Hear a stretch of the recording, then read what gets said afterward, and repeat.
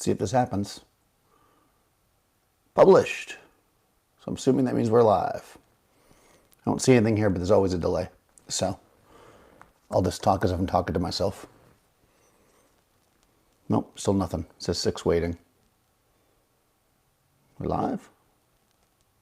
Let me know if we're... Oh, yep, there we go. Nope. That's the Joel Grimes ad. There we go. Joel Grimes is good. All right. That's the Joel Grimes ad.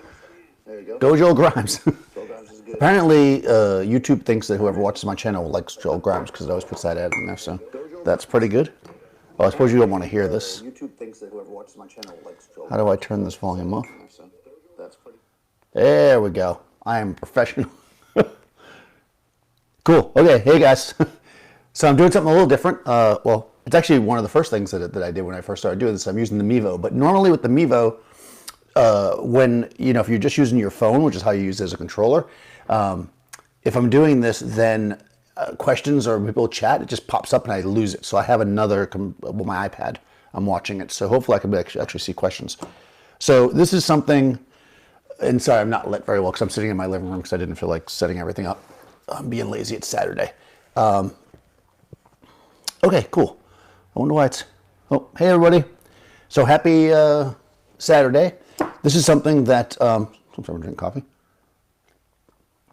This is something that I've been asked to do a bunch of times because I guess Joe McNally did this, and yeah, if Joe does it, everybody's got to do it. Where he talked about photo books that influenced him, but as you guys know, I often say I don't have that many photo books. I don't look at a lot of photo books. So there's a few that I didn't pull out, but I basically pulled more or less all the books I have, which is not that many. And we'll try to go through a few of them, and we'll see how much energy I have to do that. Oh, Australia.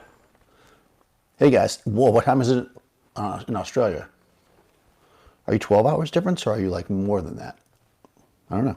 I guess we'll find out. Germany, welcome.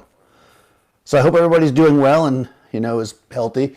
I went out today again, needed some milk. So I see everybody's, at least in New York that I'm seeing, is trying to follow the protocol as it would be and keeping social distance and wearing masks and such. So hopefully this will help.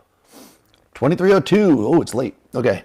Oh, Saturday morning. That's a nice thing to wake up to. Well, I'm not Saturday morning cartoons. All right, so I will actually, like I said, I don't know. I should have probably taken the time to look. There's a very good chance that all or most of these books may not be in print anymore because I don't buy that many photo books, and most of the ones that I have are actually pretty old. Not like antique old, but like old-ish.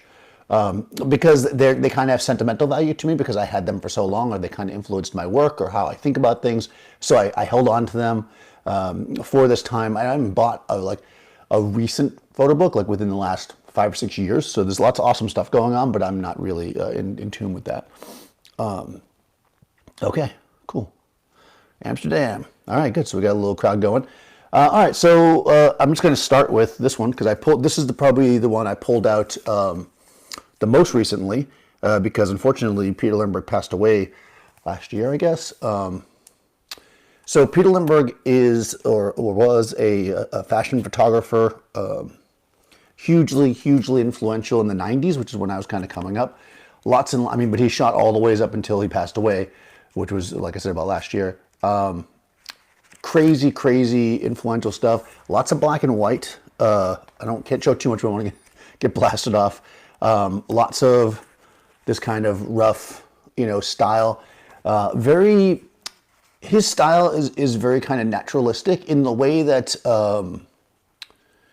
it tries to catch a moment. It doesn't focus too much on, ultimately perfect photos. Although, obviously, perfection is in the eye of the beholder. He does shoot some color, of course, as well. But very much known for his black and white and using of natural light. Really kind of nice high contrast stuff. This is super influential for me. Probably one of my favorite photographers of all time. Which is interesting because, and I think we've talked about this before, not that he doesn't light, but a lot of stuff that he was known for is natural light or very simple lighting. Using window light. stuff like that is what he's known for. I mean, he definitely obviously knows how to use lights and stuff, but a lot of what he shot was kind of natural. And I'm a big lighting guy, but it goes to show you that, I mean, like, look at that. Look how beautiful that is. But that just goes to show you that the people that influence you or that you like aren't necessarily going to be people that shoot the same way that you do. There's just something about the work that brings something out in you, and that's how I look at influences for me anyways. But that's the Peter Lindbergh book. I don't know if this one's still available. This might be the newest book that I'm showing. So this might still be available if you look for it. It's literally just called Peter Lindbergh. It's by Asseline. So there you go. I mean, I don't have links or anything. I mean, you can probably find them somewhere. So yeah, Lindbergh was German, and yeah, that's about all I really know. He did not like the makeup. 2 years ago. Ah, okay. Yeah. So that's Peter Lindbergh, kind of in a similar vein, but not at all like that. Actually, is this book, which is Sante D'Orazio. I don't know if I'm pronouncing that right. All the Italian people could tell me. I'm pretty sure he's Italian. Again, 1990s kind of fashion shooter. What's great about this book, actually, and I've talked about this before, and I actually did do this back in the film days, so I think it's super interesting, is this book is literally like you can see how it's laid out. I mean, I'm sure that it's not like scans of, per se, like this is probably an actual print, but they're basically like his diary, and it's actually called diary, I think. A private view, it's called. So basically, he's got all these shots in here that he's done, that are these like beautiful shots. But, here's the portrait, and then he's got some other shot that he did in that same location. And then he's got, like here, where he's just kind of collaging stuff and putting them together,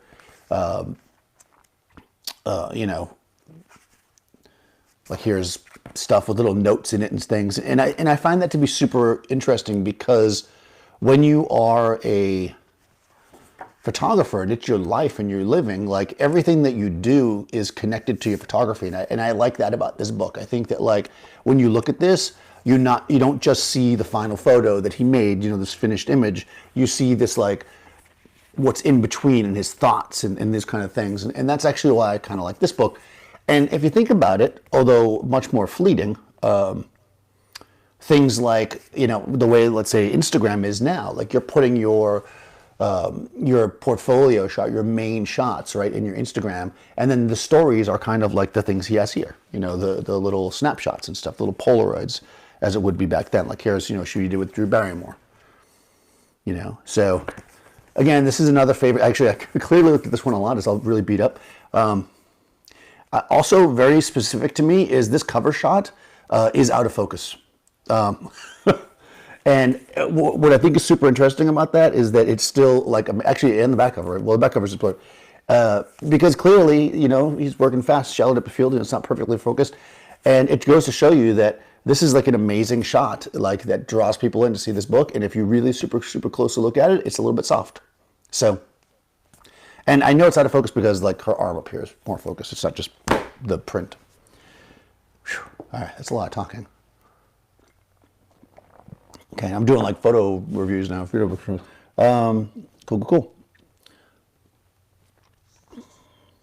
Lots of low lights.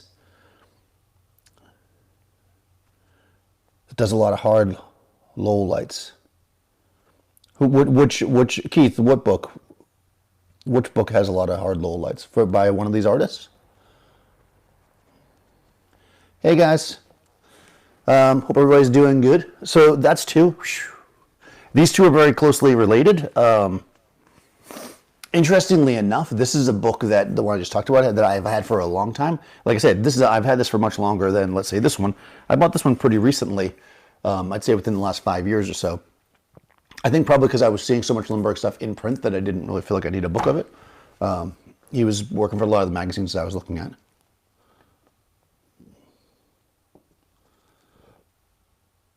Oh, cool. Yeah, hard light is super, super cool. This book here is another small one by Marco Levon.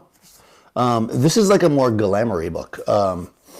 And I really like the style of it. This is a lot of like half naked girls, so I probably can't show much. Let's see if I see something that's really interesting. But I like the vibe of this book. I think there's a lot of kind of really interesting. Well, he does this Anna Nicole Smith shot that's really beautiful, just black and white. This falls into that kind of sexy, beachy, you know, this kind of stuff. Where, I bought this. I was living in Miami. This is very much in the times. Like this was something that was going on for us. So I really thought that was it. I can't say I picked this book up in, maybe since I've lived in New York. So I mean, I don't think this influence. Oh, there's some decent black and white stuff in here too.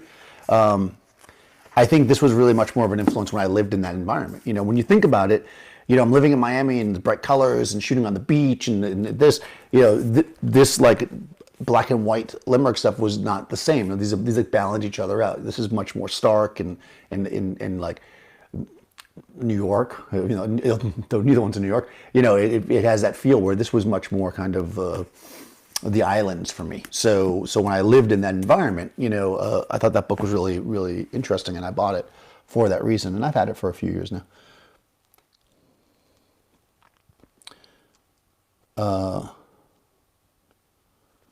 Yeah, I mean, there's lots and lots and lots and lots and lots and lots and lots of photo books. So if any of these artists seem interesting to you and the books aren't available anymore, you can get something that's available now. But like I said, I think this one might still be. Cool. So that's very specific. I'm trying to do the ones that are all single artist first. I think that's it. Oh, no, this may be one of the oldest books I have. This is Lynn Goldsmith. She is / was, I don't really follow her so much anymore. Music photographer.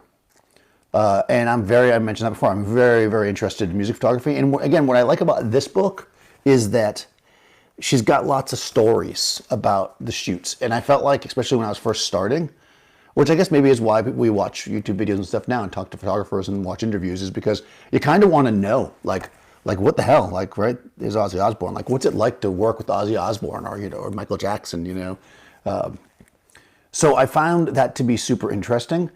When I look at the work now, because this is a very old book, it feels very dated, which is super interesting because I think that like some work can feel very dated because it's from a time period. And if you think about it, pop music, I mean, what really defines our times? Fashion and pop, right? But then you have like somebody like Lindbergh that is very much a fashion photographer, and this stuff is timeless, So it just has to do with the photographer's style and what they shoot. And also the style of the book. I mean, this book is specifically kind of more, I guess, timeless type stuff. So, you can look at it like that. Like I love nostalgic things in a sense because I think they kind of tie in. And if you're able to capture the time and feel of a time, that's actually super important as a photographer, Let's see what we got here. My voice is my clipping. Okay, interesting. This is the first time I've used these lavs with this. Let me see if I can turn it down at the lav. I don't think the lav's clipping. No, the lav's not clipping. The Mevo must be. Whenever you do an audio like this, guys, you got to see what's clipping. All right, how's that? I'm gonna drop my audio. I'm gonna talk loud for a second. Okay, that's gonna clip. This is pretty much my normal voice. I guess when I look down like that is probably what it's from. Yeah, that should be good. Let me know if I'm still clipping. That should be, that I fixed it though. Random. Okay. Yeah, obviously I can't hear myself because then you'd be able to hear me. By the way, that's the Mevo there. So if you have, here's a Mevo demo, right? Like I said, you can use the app to control this thing and make it almost like a multicam. So for instance, if I want to punch in on myself, I can just do that. Right, now I'm on my face. I can move out like this, right?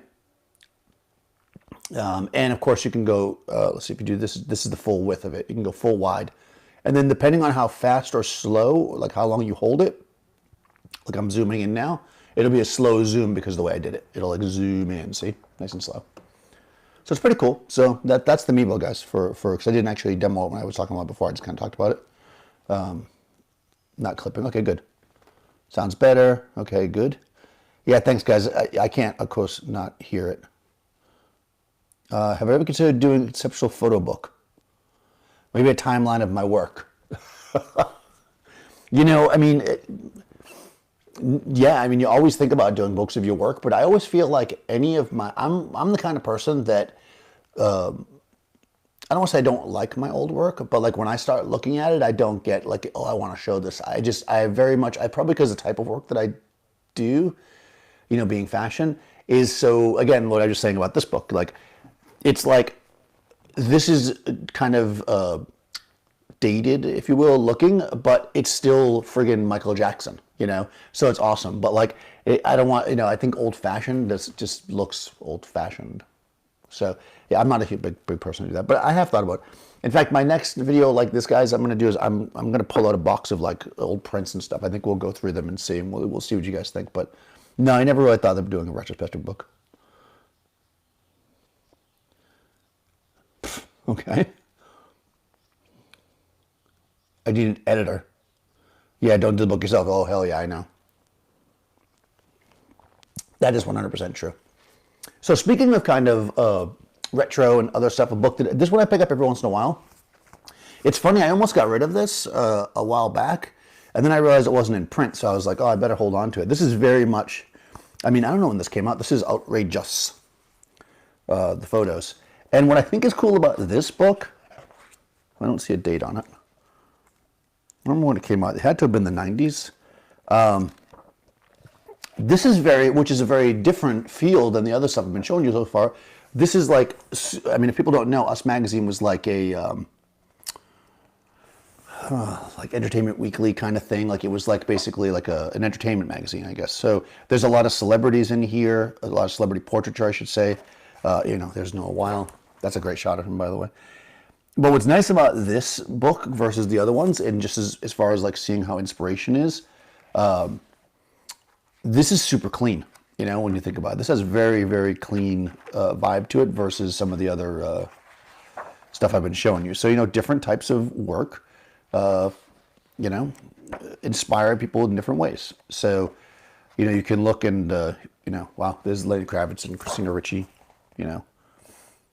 So this is a great book. And it's a great book, to show a time period. This is celebrities in a certain time, there's Marky Mark, in this certain time period, which was an important time period for me because it was when I was coming up. So there's a lot of cool stuff in here. Oh, hold on, is there a date on this? I'm trying to figure out when it came out. It had to have been in like the late 90s, I'm guessing. 1998, yeah. So yeah, Heather Graham's on the cover, Marky Mark, as I say, Mark.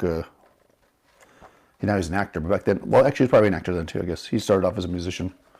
And some of my favorite shots are in here.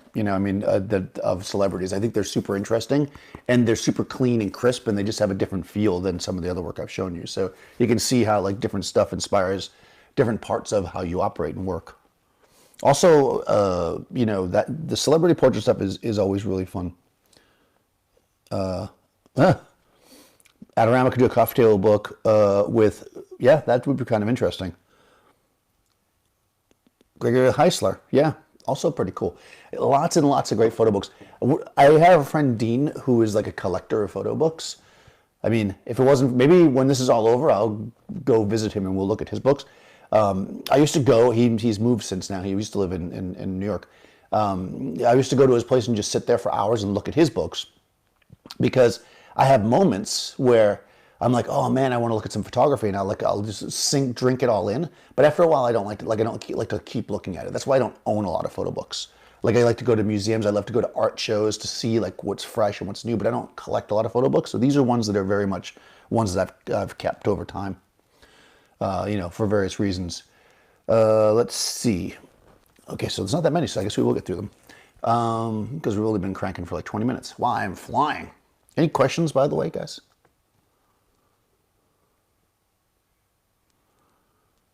Yeah, so what catches my eye and what draws me, and what really depends, typically for me, like if I'm looking at most of the work I'm showing, which is portraits or fashion, I love to see something that feels like when I'm looking at it, I want to feel like I'm there. There is this like certain style of photography that, and not every shot does that, but like if you look at this shot, that'd be a great example, right? So here's Heather Graham, with some, with a can of Tab. Okay, I mean, she's got a can of Tab. So, those that still make Tab. It's like you're there, right? You're interacting. I'm drawn into this because I'm there. It's not a lot of stuff that's done that I don't like. Is when the subject is very super distant. I like stuff that feels like you could be there, like you're experiencing a moment with them, and that's what I try to create in my photo shoots too. Is that I'm a moment with the model, so that hopefully, when the people are looking at the photo, they feel like they're connected to it. So usually for me, that's what it is. But there's lots of things that can draw you in. Of course, just the subject in general can draw you in. But that's generally it. Like I want to feel like I'm getting a glimpse of that person. I don't want to just study them and be like, oh yeah, that's like beautiful or whatever. So I'm not usually into work that's very much about lines and shape only and not about emotion and connection. So for me, that's what draws me into a photo. Let's see. Maybe add ramage to above, hunger, the personal, yeah. But yeah, I'd like to know, I mean, people want to type of thing, what they're interested in. That's actually what draws me in.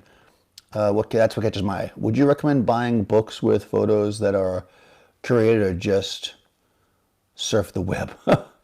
Well, that's a good question. I mean, there is definitely a different feeling between surfing the web, going to a gallery, looking at books. I think that what you're going to find is if you do searches online, let's say, for instance, if you do a search for Peter Lindbergh, so I'm going to say because he's right on top, you're going to find tons and tons of photos, and probably like at least half of them will be the same photo. Because the problem with doing searches online is that, generally speaking, when Peter Lindbergh dies, they go and they take like his one or two most famous pictures and they put that out there, right? So you see only that. When you buy something like a book like this, there's going to be shots in this book that you would have a hard time ever finding if you were searching for them online, and you would never know to look. And they give a little bit deeper insight into the artist themselves. So I feel like books are great for that reason, not because you're looking for that one killer shot. Because the reality is that you might have that one shot. I mean, okay, so let's go back to this one. Since this has a picture on the front. You might have, let's say this is your killer shot. This is your killer shot that you're famous for, right? By the way, I've done this picture a bunch of times. So I should find my versions. You may have that shot. Oh, there. It's funny. And that's what you're known for. But there's so much more to it than that. And I think that a book gives you a deeper look into the person's life, the artist's life. So I feel like a good curated book is probably is worthwhile if you like the artist. Maybe look around first online and see what you see.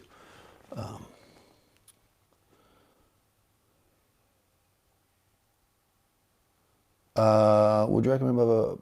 Aren't you missing the story behind the shot? No, no. I mean, it depends. I mean, here, yes. Here I'm just getting the photos, right? There's not much here. I think there might be one or two little stories, but not much.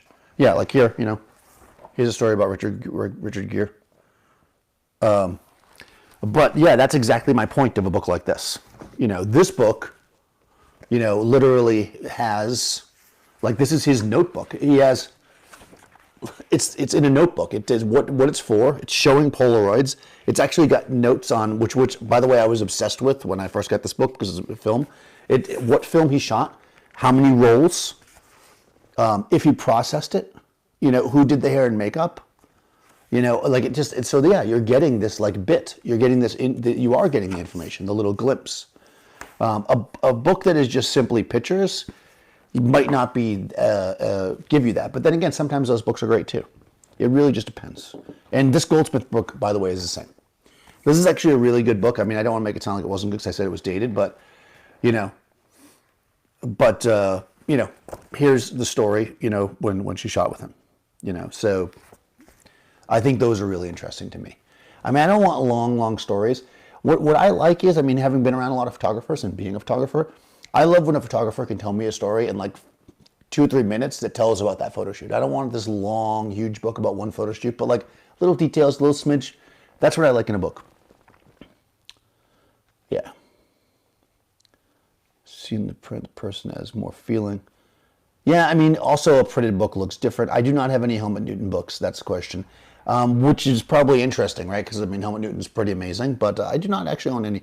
I used to have a Helmut Newton book, and I gave it to somebody as a gift, like a long time ago. It was actually his Polaroids book, which is I wish I had now because I don't even get it anymore. He had a book that was just his Polaroids, so. And I don't think it was really, it's been a while since I've looked at it, but it wasn't like he went out and shot a book on Polaroids. It's like literally they were the Polaroids from shoots, which is like so amazing.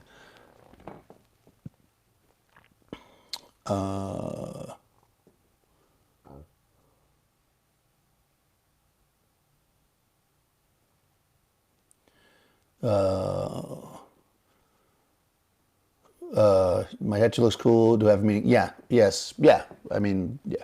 I'm not the kind of person that just gets a random tattoo. So yes, my tattoo definitely has some meaning. And I only have the one. What catches my eyes? What do you recommend? Buying books? Yeah, I just said that. Okay. No, yeah, so I just said, okay, sorry. Helmut Newton I do not have. Darcy? No, I haven't seen that one. Getting some good names here that I might have to look at. I do think though, I mean, like, also you have to understand that like there's a limit. Like when you go online, like let's say that you have, you're an artist or a photographer or whatever, you could put a gazillion pictures online. You could put every single picture you have. Like your Instagram feed can be hundreds and hundreds and hundreds of pictures, right? But when you're making a book, you have to really choose, or an editor has to choose. So there's really a calling that's done in books. So there is a reason. And an art show even more. Like I've been to photo shows where there's only like 10, 15 pictures. So it's like, that's a, you know, considering that's oftentimes people's whole career. Is there a, yes, there's definitely a different quality between having a photo in your hand and seeing it online, 100%. Yes, Peter Lindbergh is on Instagram.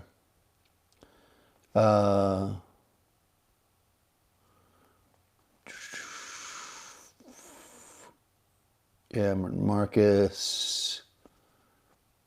Yeah, used bookstores are good.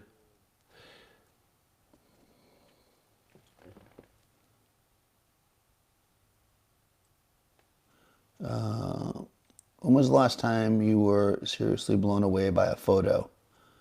And what did I take away from, oh, geez.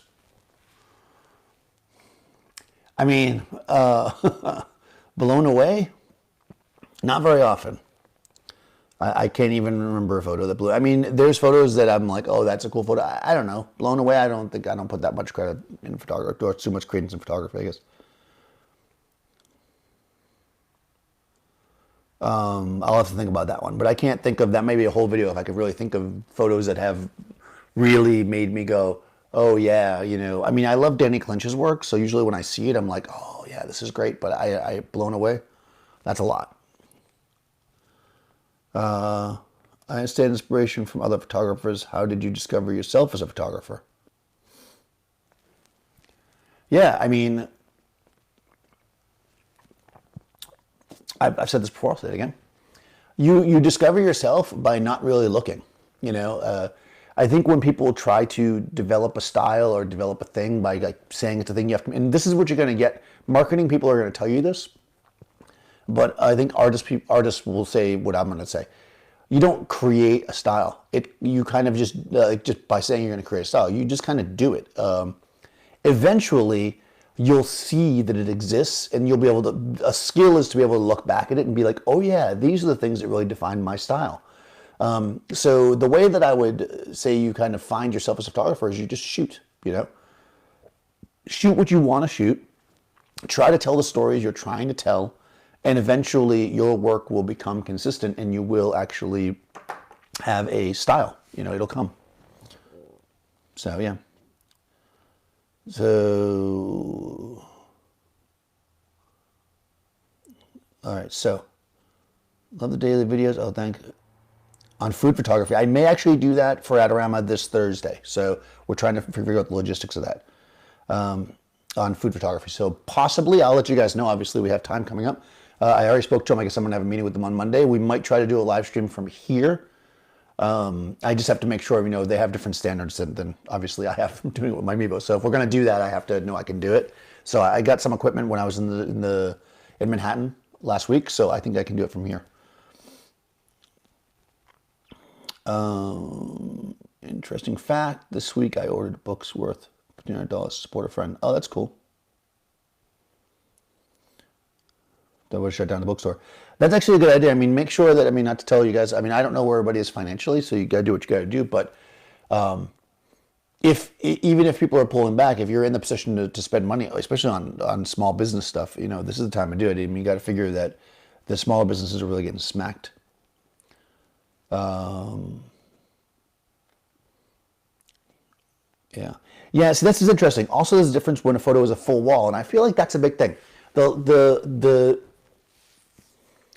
What was the last show I ever did, but the biggest show that I did in Miami, where it was literally my own show, and we got like a whole. It was a pretty awesome. I mean, it was a collaboration between me and this artist who body painted. Well, she was a fashion designer who painted on her clothes, and we did these like body paint images. But anyways, they insisted. Like the art gallery was like, we want huge prints. I actually really like small prints. I love going to a gallery show where they're like tiny little prints where you have to walk up and engage it. Because the problem with the big print is that, and I'm not saying the big print's not awesome, but if you've got like a big print, let's say a 2 by 3 foot print, you've got to stand back 5, 6, 7 feet from that to really get the full embrace of it. And when you're doing that, you end up in galleries anyways. You end up with a bunch of people all gathered further back, or some idiot walks in front of you and you can't like live in the shot. When it's like a 4 by 5 on the wall and you have to walk up to it and you're like this far away from it, you're engaged with that photo yourself, but in the gallery space. So I actually really love that. I love looking at small prints. Like 4 by 5 contact prints are like some of my favorite. But you know, that's really one. First portfolio book. Yeah, I mean, you can make photo books, which are super fun to do. Actually, if you live in the U.S., Adorama does them. I don't think they ship overseas. And they do a pretty good job, and they're not that expensive. It is kind of cool to see your stuff in a book format. I've actually done that a few times for marketing things, which I guess is a whole different video, where I would make them and leave them, like when I was doing a lot of actors headshots, I made like nice, you know, like books like this.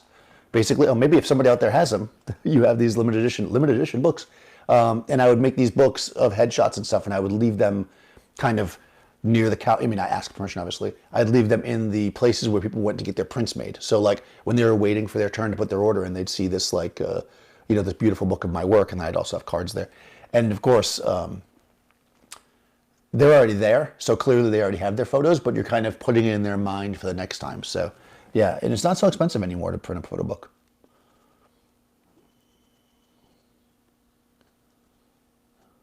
I have never thought about being in the Fujifilm photo exhibition. I'll say that a lot of these big photo expo things, they want you to pay to like compete to be in it. I don't enter contests, so I don't know what their deal is. So I'm not saying that's what it is, but yeah.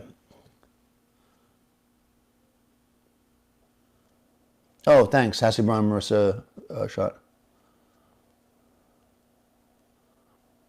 Yeah, yeah. I got to do more beauty stuff. Um,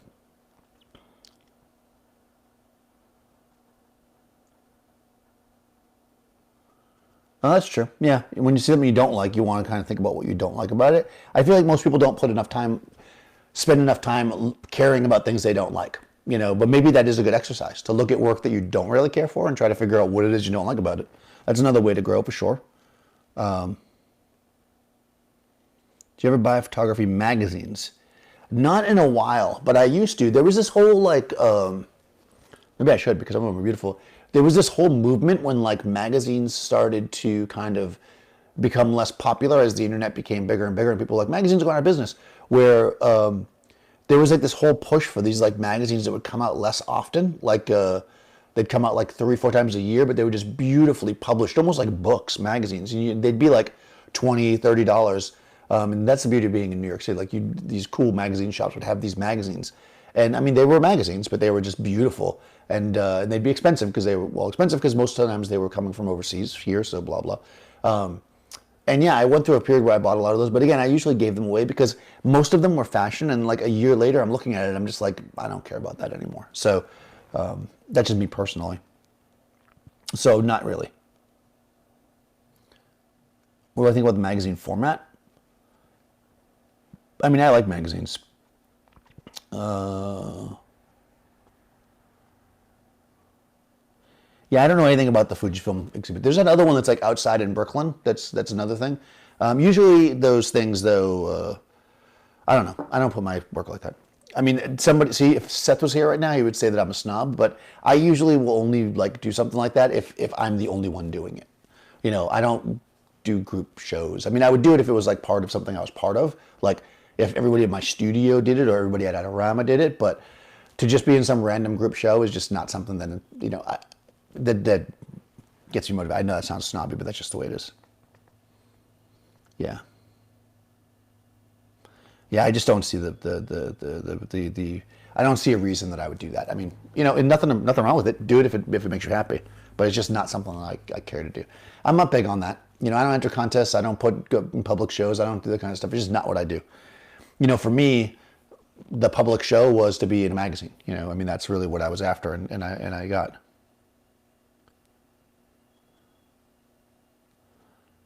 I look at the headshot books in the place you get your haircut. Yeah, there you go. See.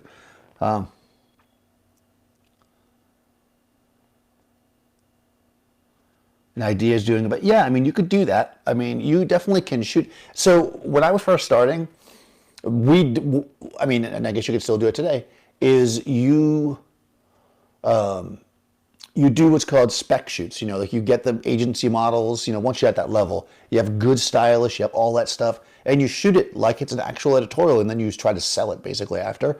We did a lot of that because a lot of small magazines do not produce, or did not produce. I can't say do not because I haven't shot for one in a couple of years, but do not produce like in-house editorial usually. They're kind of like, let me see what you got. And it's actually a way that's why I was very friendly with a lot of local designers, because I would get clothes that I could use. The problem with trying to copy the things like Harper's Bazaar and Vogue is that those, this is going to sound so like I'm throwing so much shade, but those aren't that interesting. What makes Vogue good is that it's Vogue. Like usually it's mostly just simple studio stuff. They just have amazing models and amazing styling. So photo-wise, that stuff's not hard to do. It's not about that, right? It's about getting that moment and that thing. It's not about the lighting or whatever. Most of that stuff's very simple. So I don't think it would be that interesting as a video to shoot in that style, to be honest with you. Well, you never know. I mean, whatever. I mean, other magazines are much more interesting, like Numero. Like, there's definitely better magazines. And again, no throwing shade on Harper's Bazaar over there, but there's better, cooler magazines, I think, that I'd rather be in. Speaking of that, so I've had this for a long time, too. I don't think they make this anymore either, but I was talking about this the other day. This is the Kate book. Kate is Kate Moss. She is, I don't know, I would say the quintessential model. The face that just like changes. I mean, images like this. So you talk about blown away. Like when I was first starting as a photographer, like this stuff that was done with Kate Moss, like all the CK stuff and like these images, I'll cover it so you can't see the boobs. These images were like, they were the things that like made me go, oh yeah, like that's photography for me. Like this stuff here with Marky Mark. This is just like, yeah. Like she's got that face, like, like everything about Kate Moss is like amazing. And I don't mean that in some creepy internet stalker way. Like, I mean, like she's just like, look at this like wall of covers or wall of magazines that she's like in. Like she is basically, she transforms, in front of the camera, which is really what you want in a model. There's definitely models that are great because they always kind of have this consistent pretty look or whatever, or beautiful look or whatever they might be. But Kate Moss is like a chameleon, and look, there's like a pop and blur shot. So like Seth could have shot that. So this book is like, yeah, this is like, if you are interested in photography of models, and you can get your hands on this book just to like study what this woman does. I mean, the variety of styles and looks that are pulled off with a single person. Yeah. And actually, maybe I'll try to dig it out. It's somewhere around here. This shot right here I did this exact, well, obviously I didn't have the people. I did that exact shot or in that style for my senior like thesis in college or whatever. I shot my class basically like that because I was so enthralled by that. That was so important. So there you go. So there's some stuff. Let's see. Ba-ba. Ba-ba. Italian Vogue is great. Photographers. I'm not saying it's not great. It's just that I'm not saying they're not great. They do awesome stuff, but generally the bigger, kind of more commercial magazines are the ones that do the most simple photography. Yeah. So I mean, for me, being that I teach lighting and photography, like there's to do a video like that, I don't think it's that interesting. Oh yeah, poster from CK. Those, oh yeah, that stuff was like, it's still some of the best stuff. She lives local. All right, there you go. Yeah. Knows his lights will know to create the mood in a photograph. Good photographer who knows his lights will know how to create mood in a photograph. Yeah, I agree with that. Sure.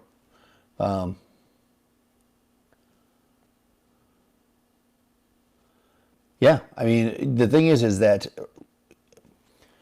right. The, you could say. I mean, I don't know if you're saying because I just said that about Kate.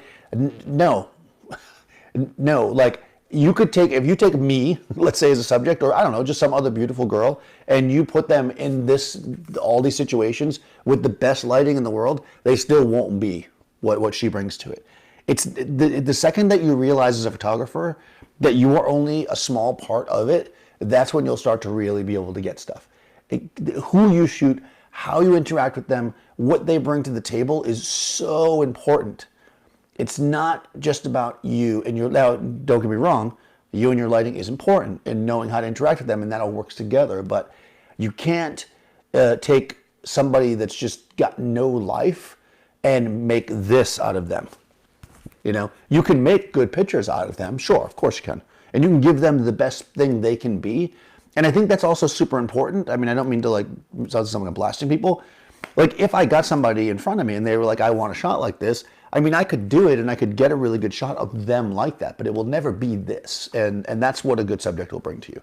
That's why you really want to hold on to just fantastic subjects when you find them.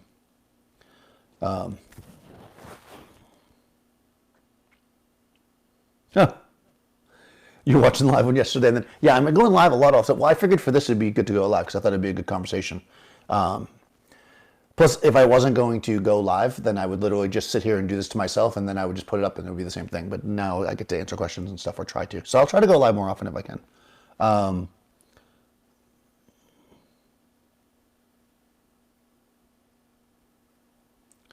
Yeah, I mean, it does make sense sometimes to use really simple light. It doesn't, see, nothing is ever 100%. Like there's times where you want to do something with complex light, and a good subject still helps you there because they'll understand why that's important, right? And there's times where you want to use like simple light because it's all about the interaction with the subject. So it's always a factor, no matter if you're doing complex or you're doing simple. I would say if you're going to do complex stuff, then you probably definitely want to have a better subject. If you have a brand new model in front of you and who's never like modeled before, and when I say model, I'm being very generic, like could be an actor, could be a real person, you're just doing a portrait, then you want to keep things as simple as possible because you don't want them to have to feel like that they're doing something wrong because the shot's not good because they're not exactly in this exact light. So that's when you do stuff that's a little bit more simple, for sure. Like you don't do crazy stuff as far as lighting wise, usually when you have somebody who's not experienced. That stuff you save for when you have somebody who's experienced. They can take direction well and can, you know, I mean, having a model, I used to make this joke, but I'm dead serious about it because it's serious even though it's not 100%, is that one of the main things we used to look for in catalog models was somebody that could always stay in focus, you know? And what I mean by that is, I moved my little thing so I could sit back.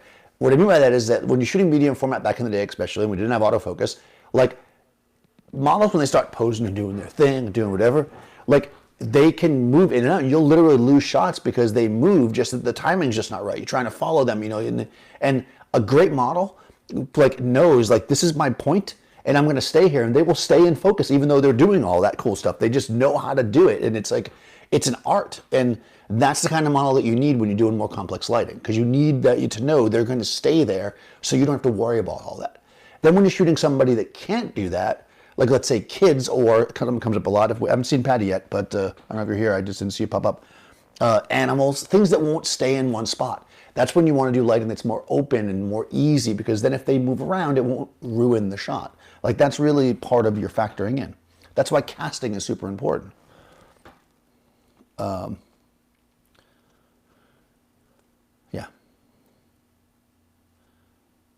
Yeah. It is just funny though, because I will say that like literally I've had models that were absolutely beautiful that could not get back on the same spot. And it was like literally you're putting tape on the ground and like they just can't stay there. And it takes time. It's a skill, to learn how to do that. If you're trying to do that kind of work, like catalog, where you're trying to crank out these things. If you're doing crazy, now I'm doing a segue. If you're doing crazy, fun editorial stuff and like being super sharp is not always important and more the interaction is important, then sometimes that doesn't matter. And here's a book, which again I think is out of print. This is Wicked by Ellen von Unwerth. And, contemporary fashion photographers, she's probably one of my favorite. This book is fairly old, though. I'm going to say it's at least, all my books are old. And my understanding of this is that, and I could be wrong, is that this was basically a test shoot, or they didn't do this to make a book. They basically just got together. They had a cool idea for a shoot, and then they just basically did this shoot, and it is wild. This actually has a lot of nudity in it, so I will. Okay, so it's just dark and moody and just crazy, and like some of it's soft and some of it's like kind of and like, okay, I'm gonna show boobs for a second. Hopefully we won't get stuck. It's got this like crazy vibe to it. And this is what do you call it? Oh my gosh, she's a very famous model, and I'm not thinking of her name right now. Blah blah blah blah blah blah. Lima, I think is her last. Yeah, Adriana Lima. This is Adriana Lima, who later, because this is when she's a little younger. She later became a huge like Victoria's Secret model and stuff. I mean, this was I think early in her career, and this is just nuts. Like this goes to show you a book like this. I wish I could really show more of it. Look this up online. I bet you can find all these pictures online. Then I won't be violating copyright. It's called Wicked by Ellen von Unwerth. If you look at this book is literally like what a awesome, open-ended, crazy test shoot can be like. Like, it doesn't mean it has to be naked or whatever, but I mean, just the idea of like, you can tell they're just like throwing stuff out there, and there's lots of real good moments in it, and like, just goofiness and fun, but then also just like stunning, like perfect images. Like, it's just very, very strong work. And it also is very much in the style of Ellen von Unwerth, which is this very loose kind of, lots out of focus, lots of weird exposure stuff.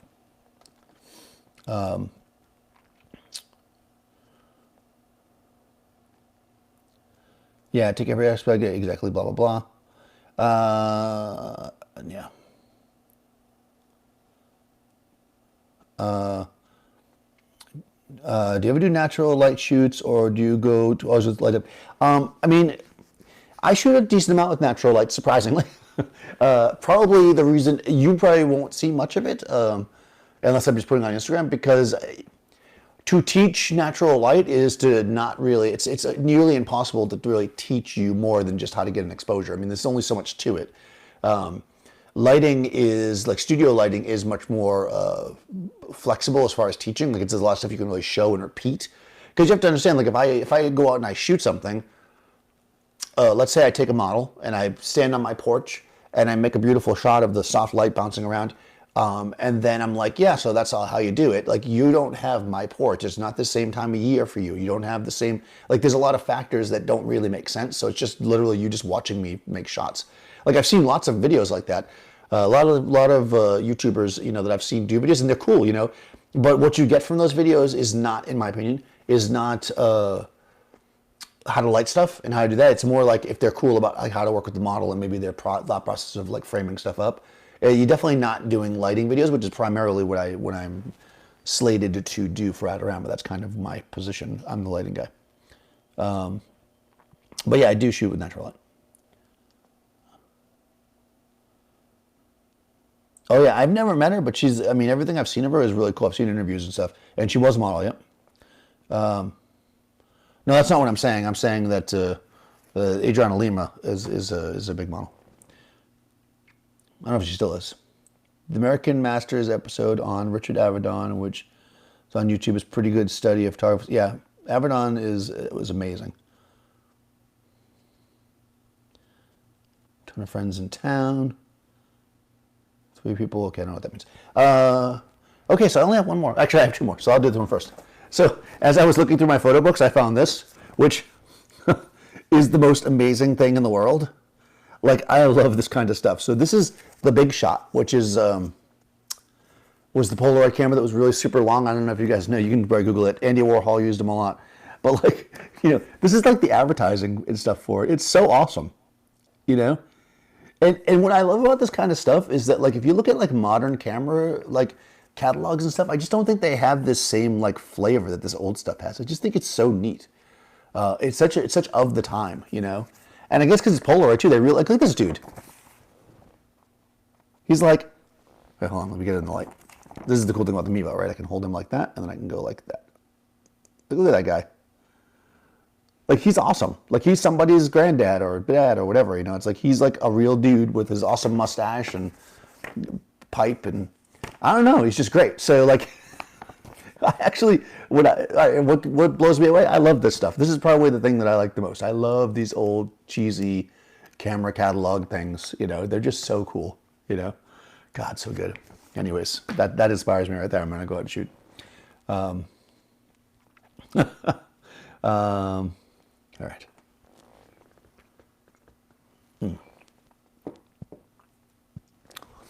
Okay. This book is the last one that I'm going to show because it's the last one I have. I do have a couple other books. Maybe I'll pull them out if we want to do this again. I think the other ones might be too racy for this. But this is, I forget who does. This is by Philip Perel. I bought this a long time ago. It's called Women, A Secret Folio. I'm pretty sure I bought this book when I was either just starting college or possibly in high school. That's how old this book is. And I got it from the back of a photo magazine, and it's actually pretty cool.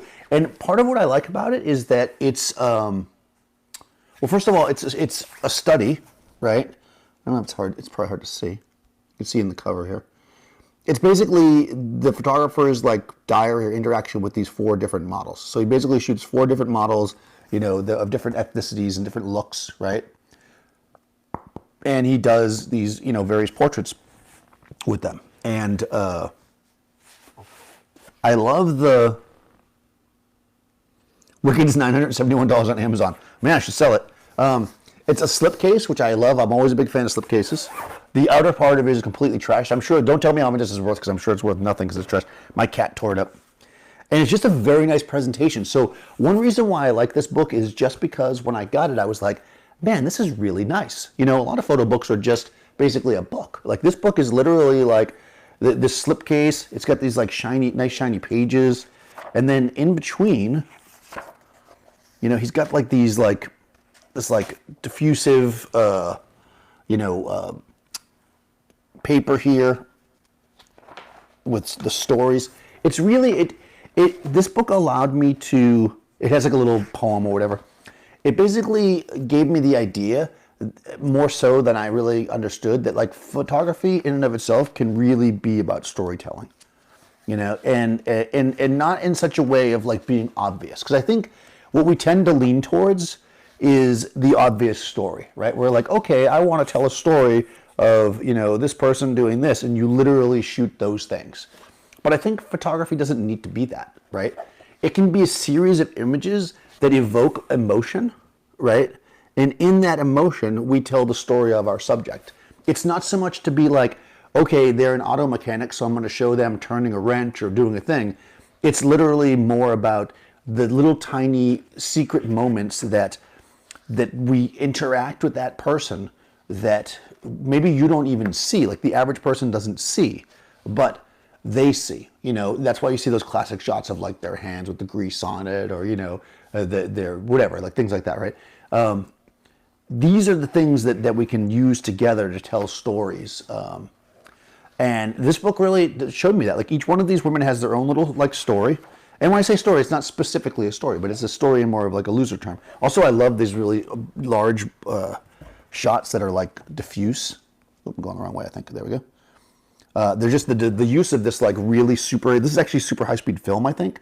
Or possibly there's a filter on it. And some of them are like really grainy film, which is like, it's just stuff you don't really, you don't see, didn't see in contemporary, like published magazines. Like I felt like this was very different. like this is like very blocked up. Like this is what you get with like high speed film. It's like really like you lose the what you call now dynamic range. But it's really used to cool effect. And I thought that again, each one of these stories is very good. Like, so that's the blonde, right? And some of these shots are just like killer. You're a mechanic. There you go, right? I try to be a mechanic, but I'm not very good at it. And then, then he's got the brunette, but he also has some repeating things, So here's our brunette, right? So he's got, kind of blonde. He's got the brunette. Like this is like a combo thing here. This is like super high speed film probably because it's like really grainy, but it's also got this like diffusive filter on it. Like it just is really beautiful, and just his use of color and the way that he tells these stories. And then here's a really crisp, beautiful shot here. It's just a really nice book. I mean, if you can find this book, it really is interesting. Is it the best photography I've ever encountered in my life? No, it's not. I mean, he's no Peter Lindbergh. I mean, no offense to this guy. I mean, the work is beautiful, but it's the body of work together. In this case, I think that really sells me on this particular book. I mean, there are some images that really stand out to me, with use of color and shape, like this one here with the fish, But it's really the whole thing overall that really, to me, brings this book together. And I think that goes back to some of the question that we were talking about earlier about books versus just like Googling images, right? The thing about the book is the book gives you the images, It gives you these like, is the last of the models.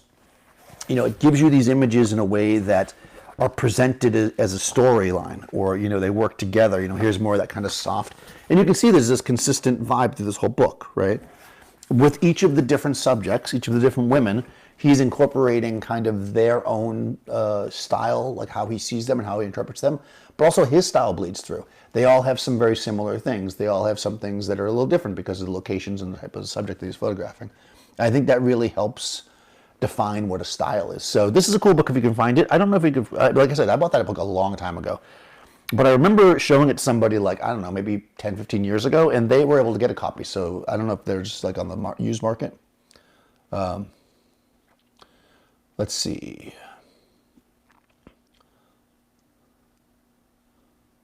Onion skin is what the separator is named. To keep pages from sticking. Oh, yeah. Yeah. So, I mean, I think there's something that is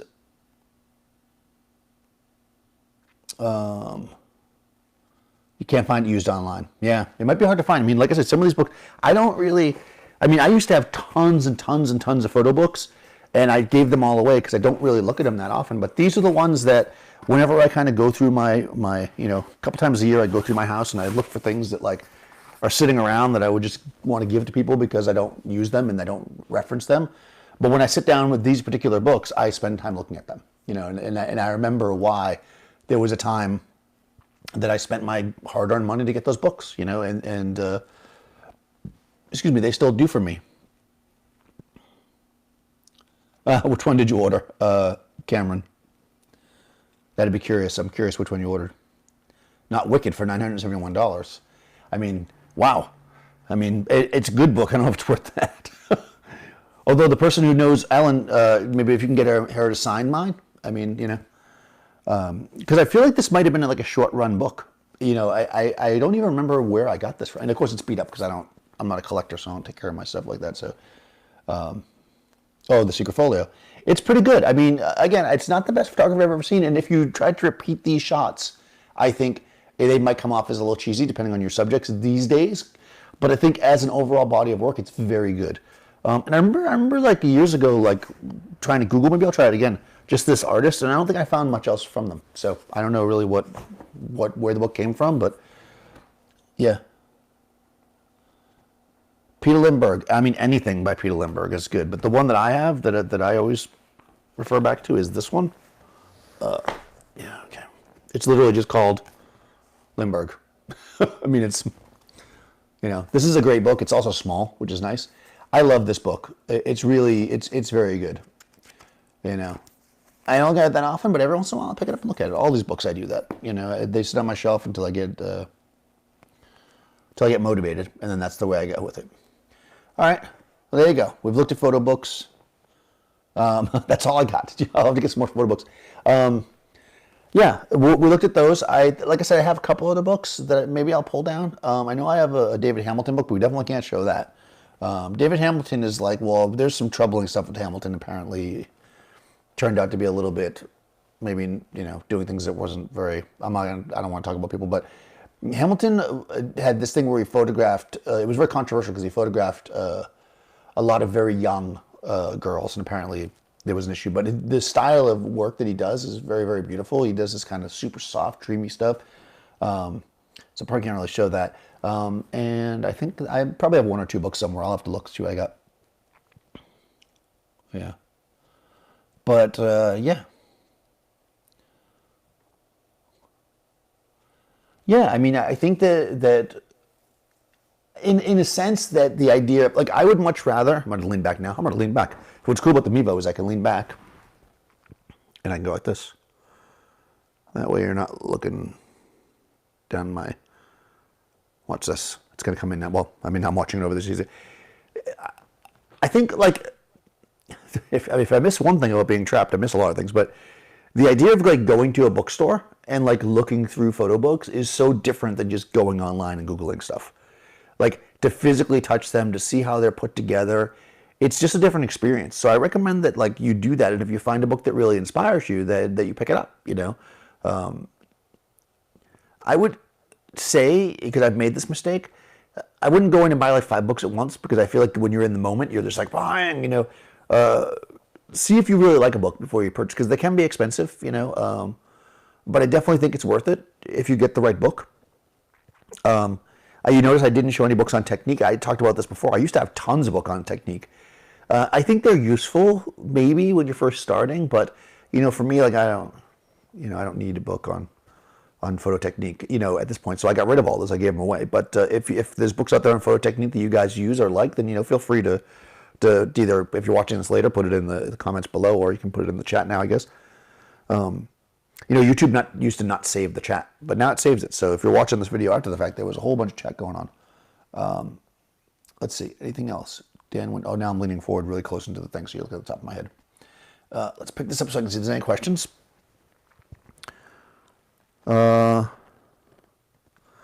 Yeah, I mean, it's a pretty awesome, Wicked is a pretty awesome book. I think that seems like a high price, $9.70. I mean, I don't know, but that seems awful high. You could probably find it cheaper. That one's not listed on his homepage. It's from Asseline Press, so I don't know. I'm not sure. I mean, all these books are old. Sorry, I'm losing my voice here. Talking too much. And you can't, oh, hold on. Can I mute it from here? No, you can't mute. Oh, actually, I guess I can do it. Hold on. I'm about to cough.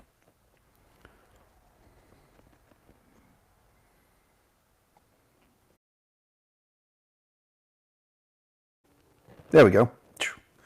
I needed to get that, like, when you talk a lot, you get that, Anyway, so you didn't really need to see that. Yeah. Dinner time in Texas. Enjoy. Gonna have some barbecue. Yeah. All right, guys. I guess that's it. No sense in just lingering here. Wow, that was like probably close to an hour long, so I appreciate it. I thought it was gonna be like 20 minutes. Yeah, I hope everybody's doing well. If there's more stuff you want to see, I saw that we got a decent amount of talk. I don't know if I've answered all the comments yet on the studio video I did yesterday. So I'll do another one getting more into specifics of different types of studios that people do. Like as far as I've experienced it, I think people will be interested in that. If there's something else, again, just let me know what you want to see. There you go, $90 used. That seems reasonable. $600, whatever the other price was, that seemed a little outrageous. Yeah, $971. Unless you're a collector. I definitely know, like my friend Dean, who was a collector, he would buy these books and then like he would know he'd sit on them, and they go up in price. But if you just want it for the pictures, just get the whatever, the $60, $90 one. That's probably worth it. I don't think I paid $90, but yeah, I definitely did not pay $90 for it. But $90 is not outrageous. Anyways, subscribe, I guess, if you haven't subscribed, and I'm gonna see if I can figure out how to end this live stream. And like I said, if there's any other questions or whatever, put them in the comments. And if it's something you guys want to see, I'm basically doing this. every day now, posting a video. So even short questions I can take. Oh, also, I seem to have gotten good feedback, but let me know in comments or whatever if you want to see more stuff where I bring people on and talk to them, because I definitely have other people I want to bring on, but I want to make sure that's stuff you guys want to see. Okay, so